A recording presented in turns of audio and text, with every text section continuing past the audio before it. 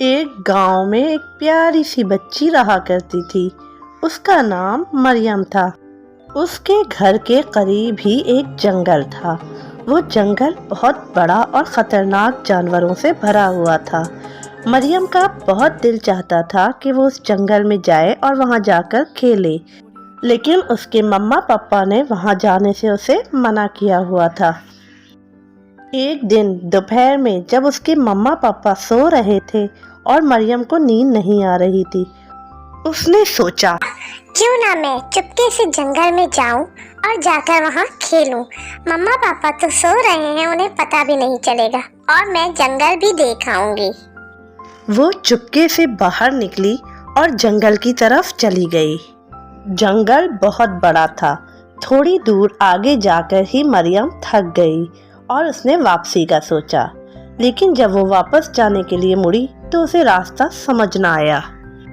वो चलते चलते थक चुकी थी और शाम भी हो गई थी।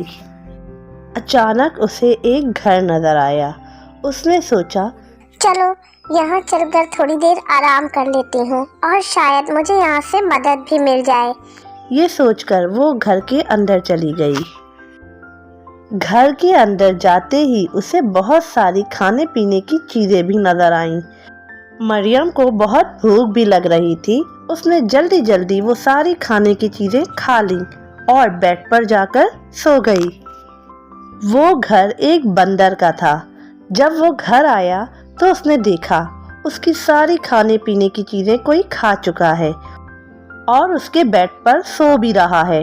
वो मरियम के करीब जाकर चिल्लाने लगा, उठो उठो, कौन हो तुम? क्यों मेरे बेड पर सो रही हो?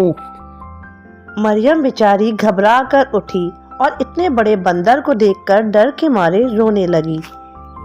बंदर ने गुस्से से पूछा, कौन हो तुम और मेरा खाना क्यों खा गई हो सारा?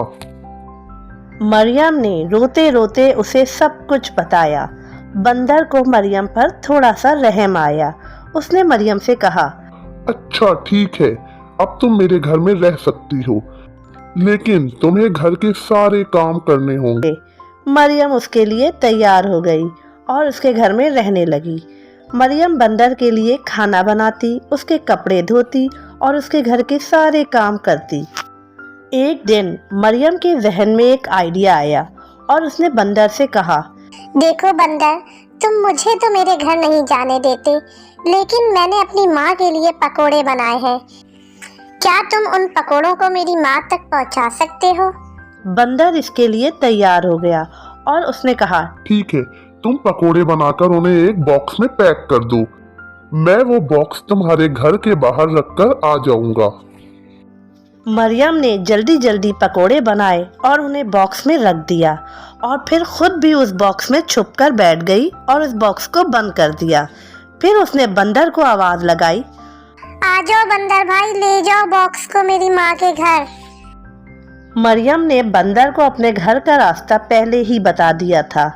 बंदर ने वो बॉक्स उठाया, अपने सर पर रखा और उसे ले जाकर मरियम के घर के बाहर रखकर आ गया। मरियम की मामा ने जब बॉक्स खोलकर देखा तो उसमें से मरियम बाहर निकल आई। वो दोनों माँ बेटी खूब गले मिलकर रोईं और मरियम ने उनसे वादा किया, अब मैं कभी आपकी बात नहीं टालूंगी और हमेशा आपकी बात मानूंगी। क्योंकि बड़ों की बात मानने में ही बच्चों की भलाई होती है।